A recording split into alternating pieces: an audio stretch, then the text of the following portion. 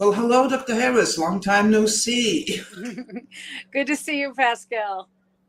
So we have the heat wave coming, and it's going to be a long duration heat wave. So can you tell us, from your perspective, what we should and shouldn't be doing? Well, in a nutshell, we should be staying cool. So when we have these really kind of dangerous temperatures, the people who really need to stay on top of things are the oldest, the youngest, people with heart disease, people with lung disease. We really need you to stay inside, in a cool place if you have access to somewhere with air conditioning.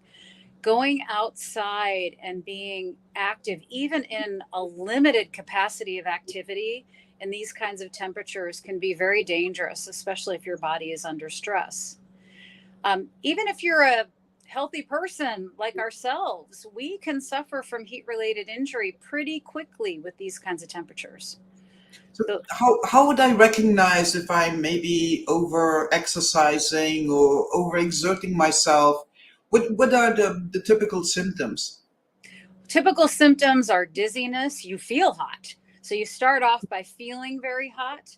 And as it progresses in the illness, then you can actually feel cold and shiver. So if you're at that stage, you're not doing well. So we want you feel hot, you feel dizzy, you feel nauseous, you don't want to take in food and fluids. So if you're losing your thirst, you're in trouble. Definitely. And so you mentioned that the very old, the very young should be particularly careful. Now, the Weather Service says that we also have our nighttime temperatures. Apparently, here we are so lucky. We are in the thermal belt, so our overnight temperatures will not really cool down. They are predicting overnight temperatures 70 and 80 degrees. So anything we besides, because opening windows won't work. So what if you don't have AC? How can you kind of sort of stay cool, at least at night? Well, you can do it. Water is one of the easiest ways to stay cool. So, taking a cool shower. Mhm. Um, I'm assuming that you have a list of cooling shelters if the county is going to be doing that. Because we do recommend that, especially for the elderly if they live, in places like we do out here where we don't have AC. If getting somewhere where you actually can get to AC, if you're one of those people.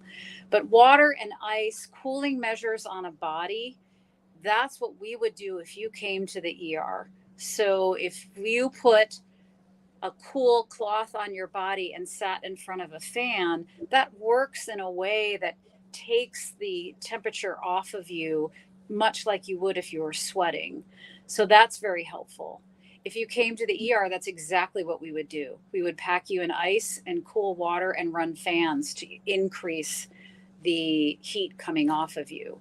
So that is something you can do at home. And also avoiding, continuing to avoid activity. Don't say, oh, I didn't go out and work in my garden today because it was too hot. I'm going to do it once the sun goes down. If it's still hot, it's still hot. Take care of yourself before you take care of your garden. I'll try. I know, me too. Well, okay. Well, I think those are really good tips, and let's hope that we don't get to overload your ER with people having heat exhaustion or worse. So again, thanks for your time, and let's hope again that none of us will be busy over this holiday weekend. We'll be here for you if you are. Okay, thank you. You're quite welcome. Good to see you.